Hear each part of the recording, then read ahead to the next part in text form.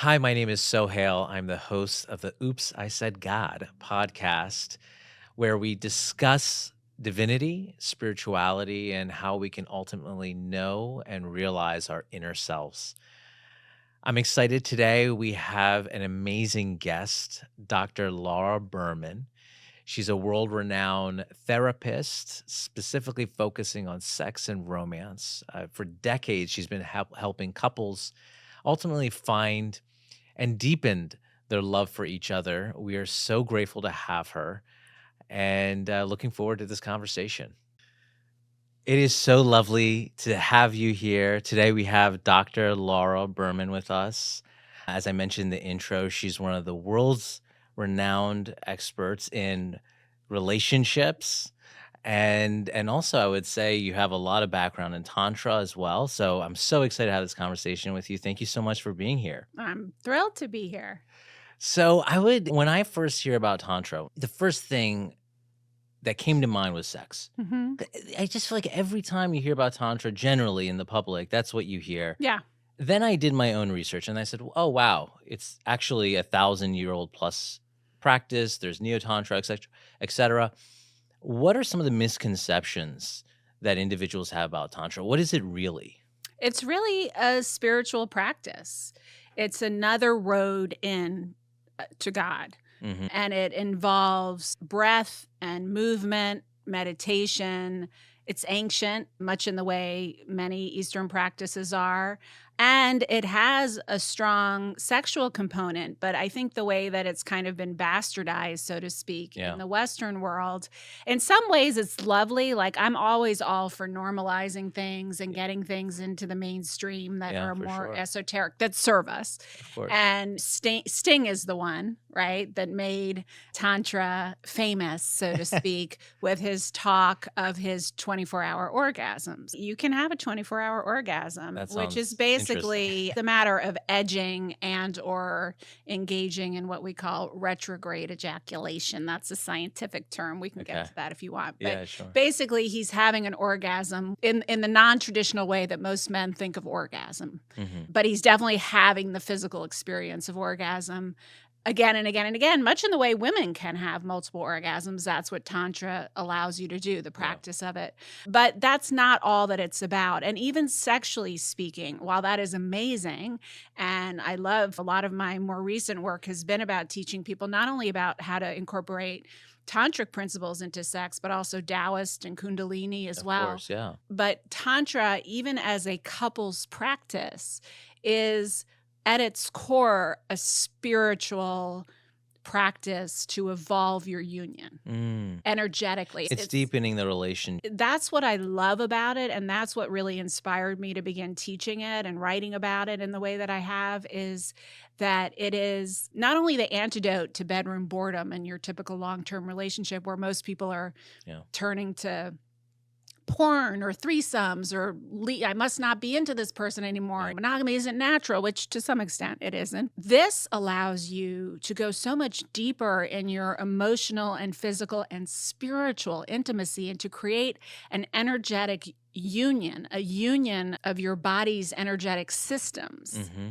that binds them together, connects them together, and connects them in union to the divine. I see. I mean, it's obviously very beautiful. Yes. I want to double click on the divinity part of it, Okay. right? Because I know some traditions see sexuality, et cetera, a little bit more negative, Yeah.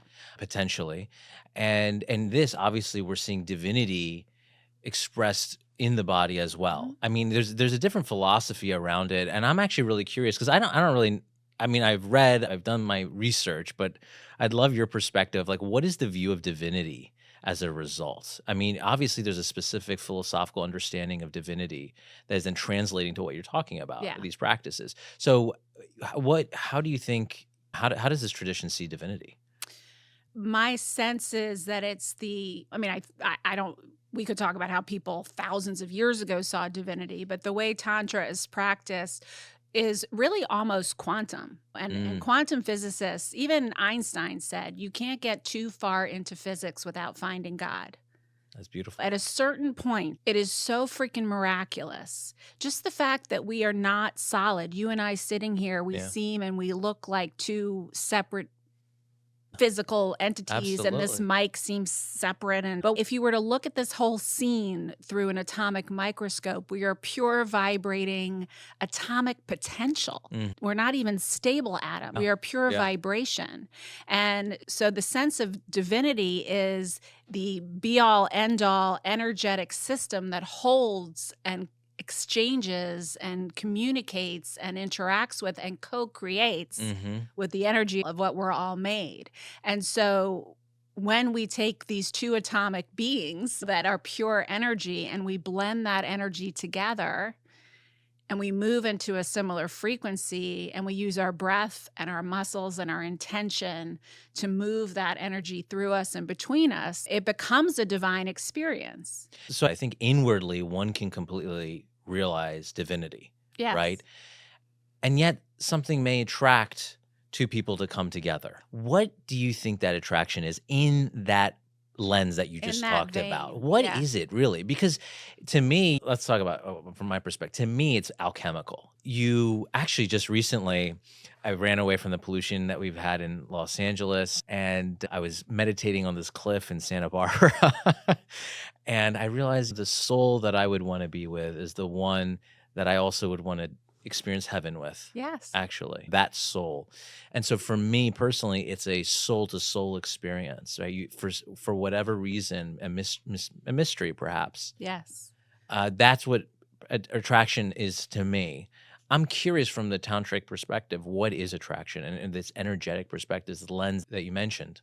Well, I think that's the core of everything, whether you're a tantric practitioner or just Joe Blow walking down the street. Mm, There is something indescribable to a certain extent about chemistry, yeah. right? And what draws you to people. When I walk into a room, like you and I met at a social event, Yeah. at a party at our mutual friend's house. Yeah. And when I go into a room like that, I intentionally set my energetic frequency so that everyone and everything has to match me Hmm.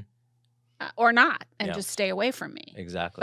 But I have found that so beautiful and empowering because what happens normally is that we're all naturally human tuning forks and we're Mhm. constantly in training to each other. And when a bunch of us are in a room, everyone kind of finds the happy medium. Yeah. In fact, we wouldn't even be able to be in the same room and perceive each other if we weren't in some sort of harmonious frequency with each other to start with. But there's a range. Yeah. Right? Oh, yeah. And so when you meet someone and you feel that energetic pull, yes, there is the 3D part of that. I'm Yeah. looking at this person and I like their physical appearance. Of course. Yeah. But there is something indescribable beyond that physical experience because there's plenty of hot people out there Yeah. who you meet and you're like, no, thank you. Yeah, Or yeah. maybe you'd have a one night stand with them. Someone might. I'm not saying you would, but someone might, and then not continue from there, right? Because it's not just you have to have the physical chemistry to Yeah. have a sustainable love relationship, and you have to have a shared vision of the future, and you have to have common goals, and you have to be open to growing and learning. That's all in the what I call the 3D realm, Yeah. right? And then there's this beyond, more metaphysical realm, which is what you're speaking to soul connection. And I do love what you said, that you want to find someone whose soul really speaks to yours. And if you're attuned to your own soul and your own soul signature, you can sense that in other people. I didn't get really good with that until my son died.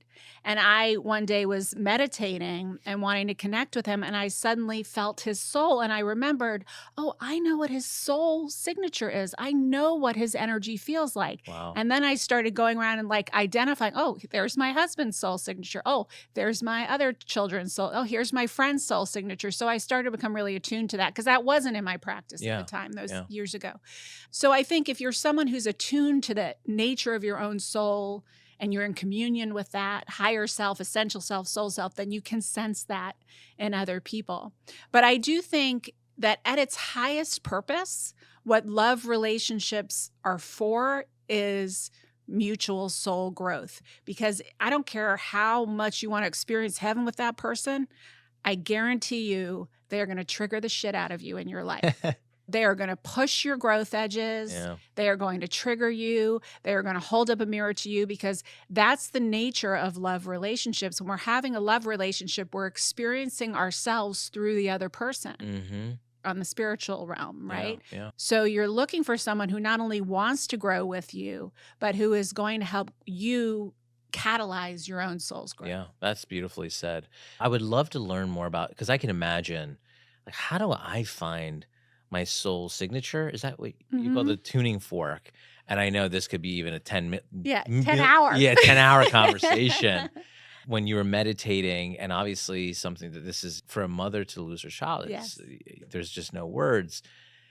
What practices could others try to adopt in order for them to discover that? Because that seems to be really powerful and important. Oh, it was unbelievably powerful. I mean, I had so many metaphysical experiences. I mean, I was already pretty much into the metaphysics. Thank God, because I don't know how I would have survived his loss if I were not already very aware that we are all pure energy, and energy can't be created or destroyed. Yeah. It just changes form. Exactly. So I so understood that, and had lived it and taught it and wrote about it and wrote Quantum Love about it and like all of that. So by the time I lost him, I also really fundamentally understood I couldn't really lose him, even though I was losing the human version of him and all that came with that, which was a tremendous loss. Yeah. I also was very aware that I could still communicate with his energy. I had done that with my mother after she died, with my father after she died, with my spirit mother, with many people I had already done that. So, but not as any kind of regular practice. And after Sammy died, those metaphysical experiences just started rolling. I feel like it was Spirit's way of saying, okay, this was all part of the plan.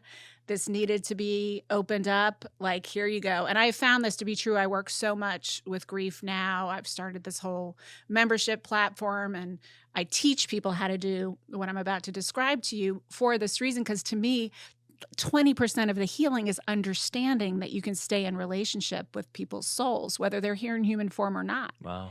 And when you understand that, that's such a huge part of the healing, that the relationship doesn't die when your loved one dies, whoever they are, whether they're your child or your partner or parent or whatever.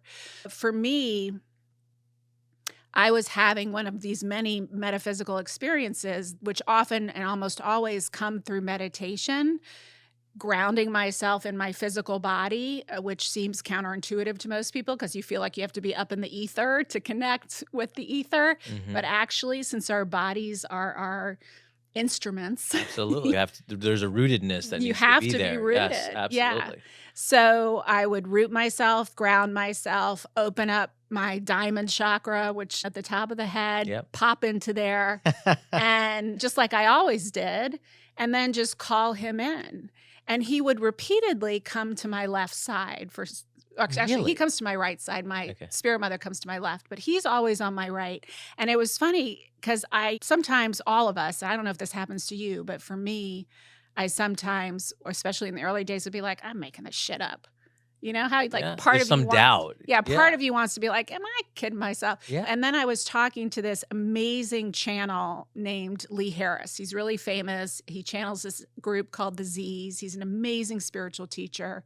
He's become a good friend through the years. And after Sammy died, we were talking. He goes, oh, he's right there on your right side. I was like, oh, phew, I wasn't making it up. But so there was this one day where I was meditating and I felt him. And for some reason, I was like, how do I know that's Sammy? How do I know that's Sammy and not my mother or someone else? And I was like, oh, I know what Sammy's energy feels like. And then not long after that, I was with Guru Dev from the Art of Living Foundation. I wasn't with him like having lunch, but I was at an event with him. And he took us through a meditation. And in the meditation, I was with a very dear friend who was sitting next to me, and he had us and I thought, oh, this is a really cool process to do what I realized the other day. And this is how the universe works. They're like, oh, you want to learn how to do that? Here's an opportunity. Pops up right there. Yeah. So he had us kind of sense the outline of our bodies. Okay. Like sense our energy, sense the outline of our bodies, like where which on an atomic level doesn't end, but you can in the 3D realm feel it. And then where does someone else's begin? And Oh, can you wow. sense theirs? Oh, And wow. so I was like, oh, let me see if I can sense Tina's. Oh, yeah, there's Tina. Oh. And then I went back to mine. I was like, oh, this is what, and a lot of the work that I'd already done as I wrote Quantum Love way before Sammy died had been about tuning into your essential self, your higher self, your Yeah. soul self, the part that is tapped into the divine, Mm-hmm. that we say hello to ourselves. And the one who says hello is this version. The one who hears hello is our essential Yeah, self, exactly. right? And so I had already really kind of gotten to know that part. But to know that part in relation to others That's is beautiful. where it really began. And so I don't think you can do, I think the signature of your soul. Yeah. You just haven't felt into it compared. So when you're dating or when you're hanging out with someone, Yeah. just Are you do talking it. about like me personally? Yeah, do it. You know how to do it. Yeah. I mean, you know how to feel the other people's soul signature? Absolutely. Yeah. I mean, I've been doing it since I was a kid. Yeah. I've really been sensitive to this type of stuff. And, How would you for say me, to do it? For me, actually, it's a journey. I would say, though, the first thing, if I had to, because it's such a long journey, I would Yeah. probably bucket it into two specific action items that people could take. So the first thing was a fear inventory. Yeah. And I wrote down everything that I was afraid of. So I wrote down whatever those things were and how I could then overcome and have courage for those different things. And Rumi has a beautiful quote along the lines of that whatever is the barrier towards love is, or there's different barriers you have to remove in order to then ultimately realize love. And so fear is one of them. And so many of us have fears. And when you start picking at those, what those fears really come from, a lot of times you're going to your childhood, almost always. And then it's understanding why. And internal family systems was a really powerful part of that for me in terms of Yes. talking to those parts. And so I went through that journey, and throughout that, I had a mystical practice. I mean, for the last 10, 11, 12, maybe now years, I've been in a more mystical practice of Sufism where we have meditations Yes. around spiritual alchemy. And a lot of what you discussed, we have hundreds and hundreds of pages of texts of how to access that, just like other mystical Yes. groups and paths. And now, recently, I've come up with this list called the Love Inventory. And what are the things that I love? And why? This Yeah. now sounds very interesting, but I was doing this meditation at a lovely sacred spot, and I was meditating to God, and suddenly I had this voice, because I was asking God for things, said, "You keep asking from me. What are you giving to me?" And This was from God? yeah, I mean, this is the whatever it is, Yeah. message, Yeah. divine. Yeah. And I said, that's a good question.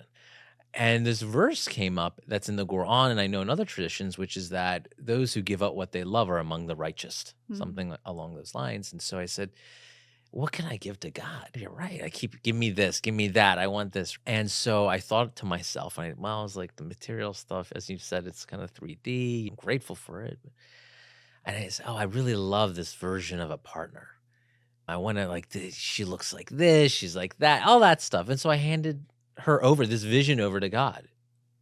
And as I was handing over the emotions associated, the ideas, etc., my being, my chest started filling up with divinity. It was almost as if I was pouring out these perceptions, these desires for there to be an emptiness to be filled. And it started filling with divinity. And so then I started thinking, this is later on, months and months and months later, what else can I give up? Other places I can fill with divinity. Exactly, yeah. And so I now have this love inventory and a lot of them are psychological concepts, like attachments to looking a certain way or self-worth or whatever it is. I'm just saying, okay, God, this is yours. I am no longer the controller. You are. Yeah. You determine what is right or wrong. And so that's what it's been for me. I mean, as I'm sure your journey has been a multi-elemental journey that has been transformative, very transformative, to reveal really the play, this film that we're in. We are in such a movie, yes. Yeah. And I love that image of handing it over, because I could imagine that when you have this image of your heart's deepest desire, we're taught, so it's kind of counterintuitive to what modern spiritual practices would have us believe. You have to have your vision board, write down exactly what you want, and believe that it's already happening. Exactly. And you're actually saying, here it is. Surrender. You can have it. And then what happens as a result of that is really Well, it fun. was interesting that I started realizing that the true beloved I was looking for outwardly in the world Yeah. was really him. Yeah. That entire Uh, narrative I had in my mind and my soul was really ultimately it was him, and the thrill and ecstasy that I felt as a result of that inwardly yes. was profound, Yes. and it made me wonder then, what's the point of romance? You can answer that question. Yeah.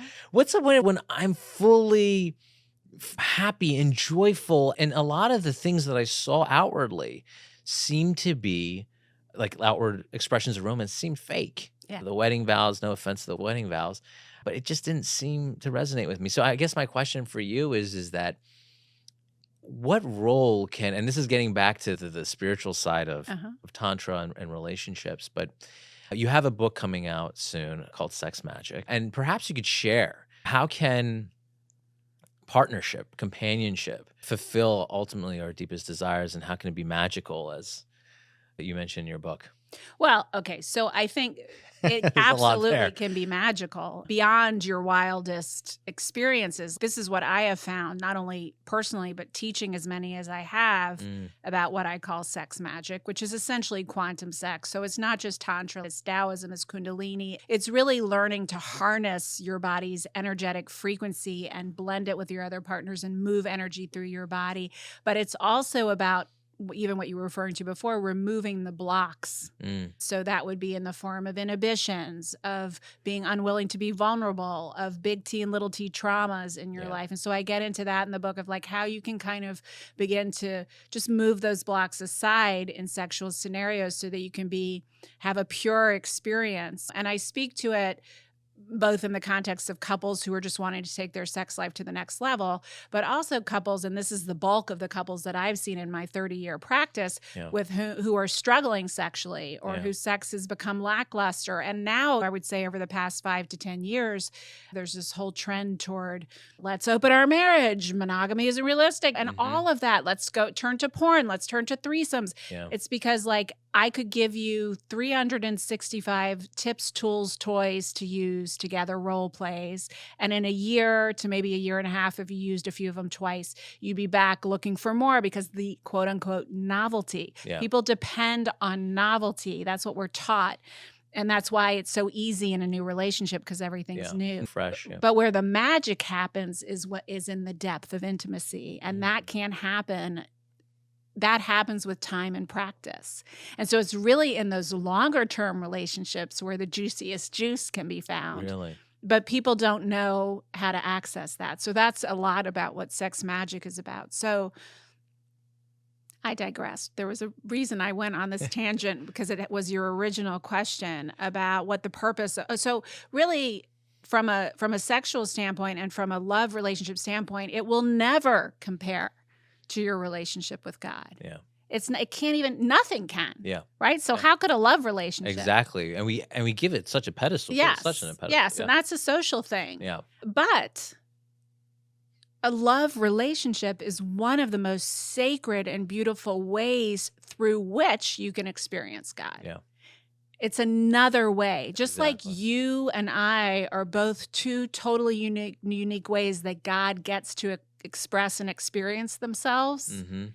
Relationships is not only one of God's way, a new way for God to experience itself, but a new way for us to experience God. That's beautiful. I mean, you mentioned about little t and big T, and I imagine that a lot of the process starts individual, Yeah, right? often. I mean, for those longer term couples that you're discussing, like they Mhm. have to probably go inwardly on their own, Yes. right? And then they're able to show up for the other, Yeah. right?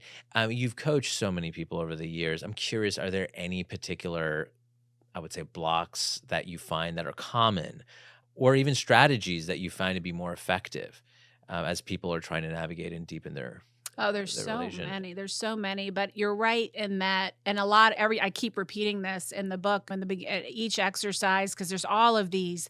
I tried to make it super heavy in techniques, so there are all of these exercises of how to do everything. Yeah. But in all of them, I encourage people like do it on your own first. Mm-hmm. Not only to just get comfortable and learn like how this works and how to move the energy up through your chakras Yeah. through self-stimulation, for instance, and then it's so much easier to practice with a partner.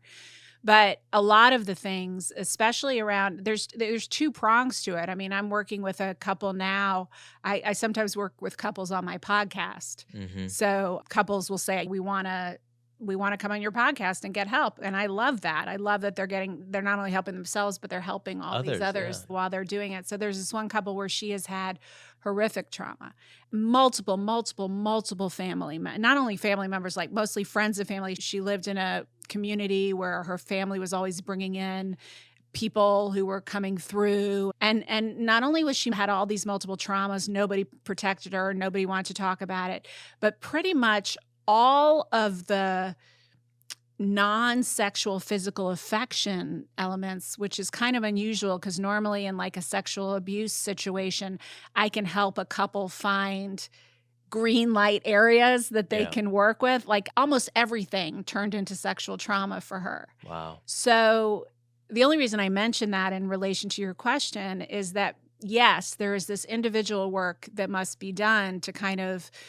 move through, release guilt and shame, get clear on where, and I'm not talking about any kind of even major trauma. For all of us, we have these messages about what's okay and not okay sexually, and getting clear on what those are. What ones do you want to still carry forward, and what ones are probably because your Aunt Sally slapped your hand away when she saw you touching yourself to go to sleep when you were 5 years old, and now in this adult lens you realize that was silly, right? Mm-hmm. And maybe some things you really still subscribe to and are still part of your values. So getting clear on that. But with someone in a case like I just described, and in all cases of real trauma, it not only requires that individual work, but partnered work. Because the relationship is not only how the soul grows, it's also a big part of the healing.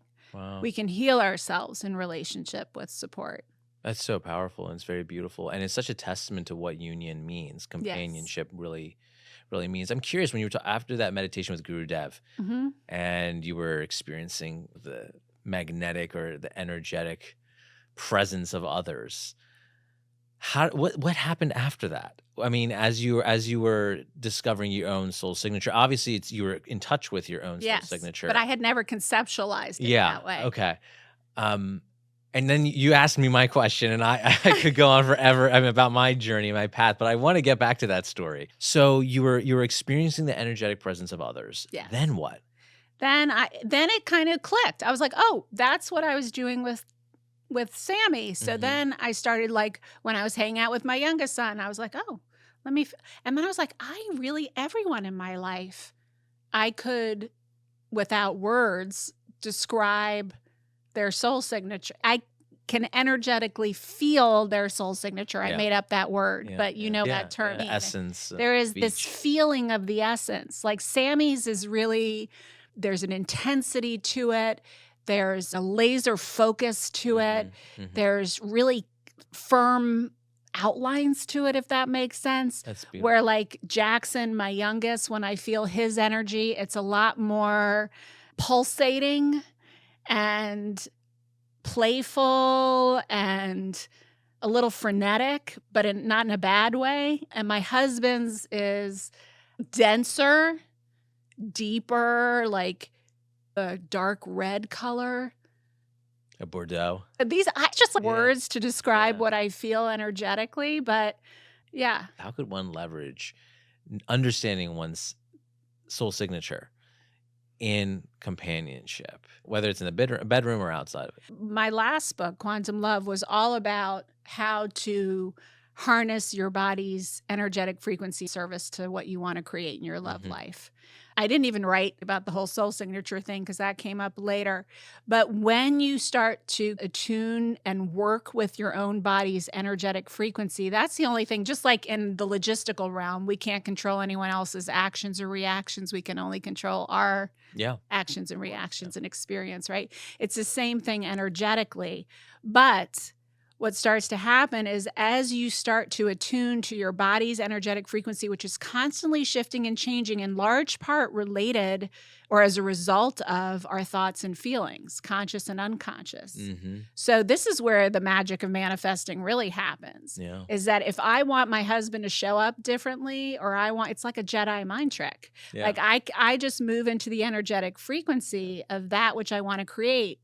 And what does that feel like in my body? And then he just matches me there. That's beautiful. And so in relationships, what you can start to do is, like, as you're dating, let's say, the more attuned you are to the energies of people, you can, at first, until you really get attuned to energetic signatures, you can sense someone else's energy if you are aware of your own. So how does my energetic frequency change? How does it feel inside my body when I'm sitting next to this person or having this conversation with them? Or how do I feel after that date, right? And that doesn't always mean that they're bad for you. It may mean that they triggered something in you. You got to be clear on that. Yeah, of course. But it's a really beautiful way. And I coach people how to, when I coach singles, I help them attune to that, not only like become really familiar with their own energetic frequency and setting that, but how hard is it to hold it in the presence of this other person? So, and you mentioned this earlier, for decades you have been coaching individuals. You mentioned coaching those who are single. What is the right way to get to know someone? Romantically, yes, of course. Slowly. I think what happens in today's like whiplash world is we rush to sex, which I think is a big mistake. Agreed. We rush to, like, we have this checklist, especially if you're looking for love. Like, I'm in a hurry. I want this to happen. I just met this person. Okay, they don't have this. I want someone who has this amazing, who really knows who they are in the world and is self-sufficient. This person doesn't have a career yet. Forget it. They're written off. Right? Like, we write people off so quickly. Or if they, quote unquote, and I hate this term, check all the boxes. If they check all the boxes, then we jump on it and we get all invested in this story of them. What we fall in love with first is not the other person. It's what we see, the vision of ourselves that we see in the other person's eyes. The reflection in the mirror. And that's not real because you're not even being your true self. I have talked to 3 people. I was just saying this to a girlfriend recently. Just in the past, like 3 to 6 months, this has been coming up a lot. 3 different women, 2 of them, and the third was my girlfriend the other night, but 2 of them found their soulmate after a really long time. And the story they both told me was, I didn't think this guy was for me. He was moving to London. I live in New York. There was no way it was going to work. So I was just completely myself. I didn't try to make him like me. I just did whatever I was just completely unapologetically myself. 2 times that came up. And in both cases, it led to a beautiful love relationship, which I think is so powerful. So my girlfriend called me up the other day. I think this was just yesterday. And she's been looking for love for a while.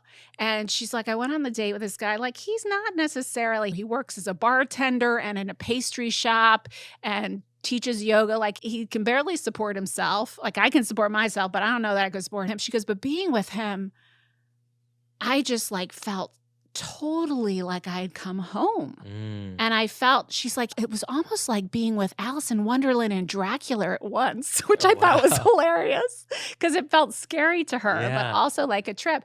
But she said, but you know what? I was just totally myself because I was like, there's no way that this is going to work and I don't give a shit anymore. So I'm just going to, so I told him he was really cute. I told him this, I told him that. She was totally honest with him about how her reaction to him, she wasn't playing any games. And now they're going on another date and I was like, isn't this interesting? This is coming up a lot. So so the 3 elements that you mentioned, one, don't rush to bed. Yes. I'm curious, do you have any, some people like to say like, wait 6 months specifically, or do you have like a specific timeline What I would before? say, not that it's a 6 month, I don't think timelines are that can get tricky, Yeah. but Yeah. what I try to tell people is that don't have sex with someone until you are both clear that you wanna pursue a monogamous relationship. If you're Yeah. going for a monogamous Yeah. relationship, that doesn't mean you have to be ready to get married or anything, but that you really are clear that you wanna really pursue this. Be committed to one And another. be committed to one another and seeing where this goes and not dating anyone else, and if that changes, you'll have that discussion, that should be the bare minimum. Got it.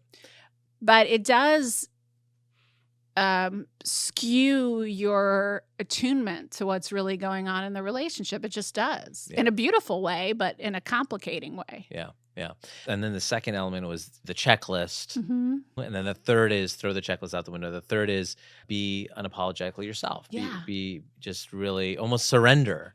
Totally in many hand ways. it over. Yeah, hand it over. Be you. This is who I am. Because what usually happens is we present our very, very, very, very, very, very best version of ourselves, and so does the other person. To our own thinking, by the way. Yes, the best to right. And often that isn't even that. That's not the best. Yeah. Yeah. A, B, even if it is, eventually you're going to show up. The wheels are going to come off. Yep. And you're going to show up as your true self. And that's what happens 90% of the time is we're all on our best behavior. And then all of a sudden you're like, wait a minute.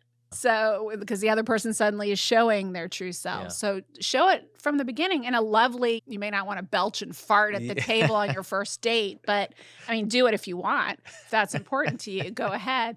But, like be polite Of and course, try to, but be authentic and honest. Like I'm such a fan of not playing games, especially if you want a really deep, spiritually evolved relationship. Yeah. You don't want to start off playing games. Yeah. You want to be real upfront. Mhm. You mentioned monogamy, and in the world of in some worlds you mentioned there's this idea of multiple partnerships, open marriages. What is your understanding of integrity? And then separately, what's your understanding of purity? And is that related in any way to the idea of monogamy? Okay. So integrity is being unequivocally, to me, being unequivocally honest with yourself and the other person and being impeccable with your word. Doing and behaving and saying what you mean and following through, right?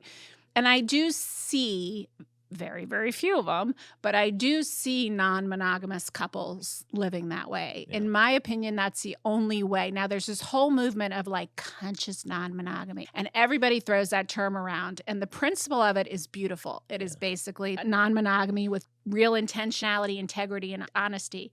But 99.9% of the time, they're actually conscious non-monogamy. They're saying it's conscious non-monogamy because it sounds good. Yeah. But they're not keeping their word. They're not being unequivocally honest. They're blurring the lines all over the place. And that's why it rarely works. So that's the integrity piece.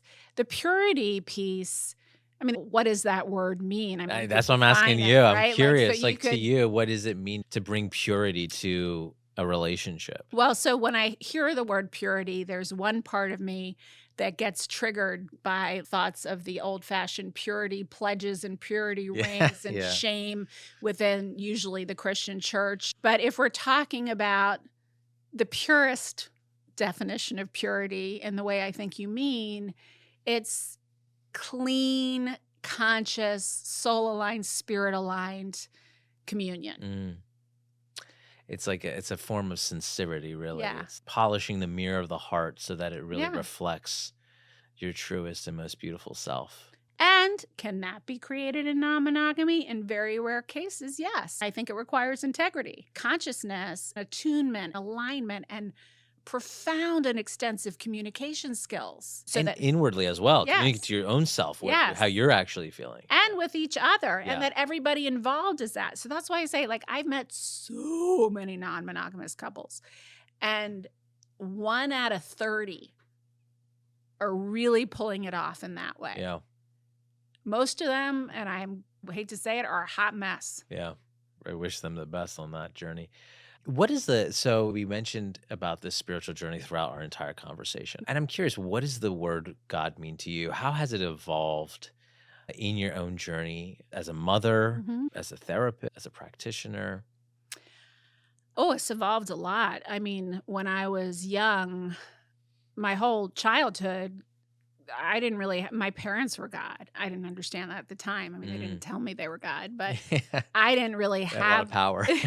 they had a lot of power, and I gave them the power of God, and they took it. I don't think they did it consciously, but Yeah. they took it, and so that I never really had, and I've grieved that in some ways, that I never really had an opportunity to connect with a higher power, that spiritual connection. My life would have been a lot easier Mm. and a lot more supported, and I probably would have made a lot more soul-aligned decisions. Not that I regret any of the decisions that I've made, because they all led me here, but it would have been a lot less of a bumpy ride. Hmm. And then in seeking God, I went and married an Orthodox Jewish man who had this huge family that was gregarious and fun, and this whole sense of community that so appealed to me. Yeah. He turned out to be a complete sociopath and was horrible. And it was a horrible, horrible situation.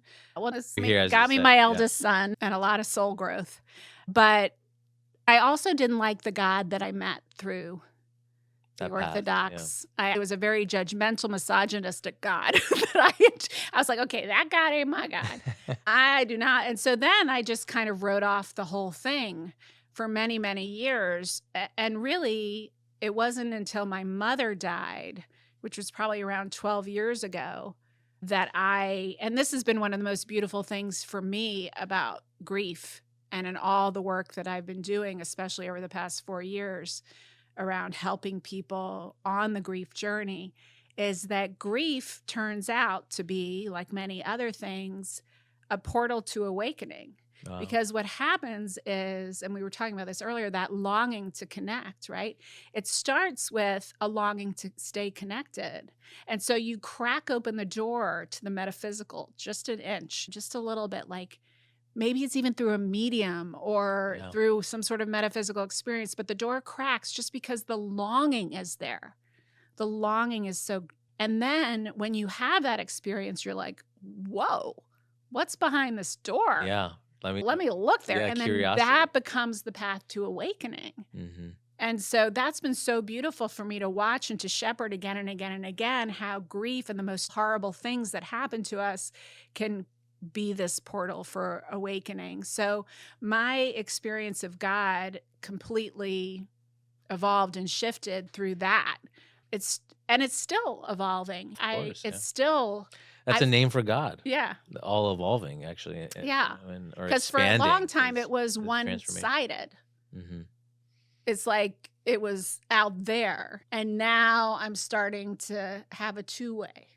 That's incredible. And then maybe even a three-way. Maybe. I'm so grateful for you being here today. Thank you so, so much. Thank you. It really is lovely to have a spiritual conversation in the context of the physical. I think the union of the vertical and the horizontal, that which transcends us, and yet that which we experience as in our human bodies. The point of that vertical and horizontal really is the place where we can realize consciousness and our own divinity. Yeah. And that's a journey.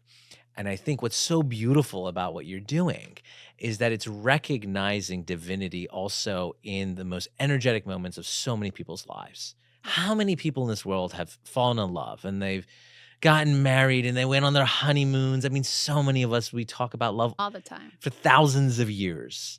And to see that as a way to transcend and also know how beautiful we are. Mm-hmm. What are the words for that? Rumi has a poem that says, the pen went along writing, and when it got to the word love, it broke. Yeah. Because what can you say? You're such a romantic. But it's true. The truest love and the highest frequency love and the most profound love is love with the love relationship you have with spirit.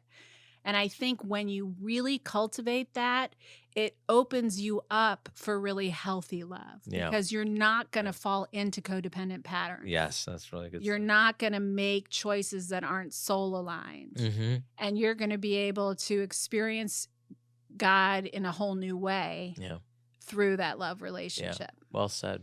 And if anyone wants to follow you, connect, What's the best way to do so? Please share. You can go to my website, drlauraberman.com. Definitely get Sex Magic. I'm really excited Yeah, about that book. I'm really excited to read that too. I Um, love how you have practicality in there too. oh, It's it's not just so theory, right? practical. No, I'm all about the practical. Yeah, Tons and tons and tons of like very specific exercises. yeah. And then all the social media channels at Dr. Laura Berman. Sounds lovely. Thank you so much, Dr. Laura. Thank you.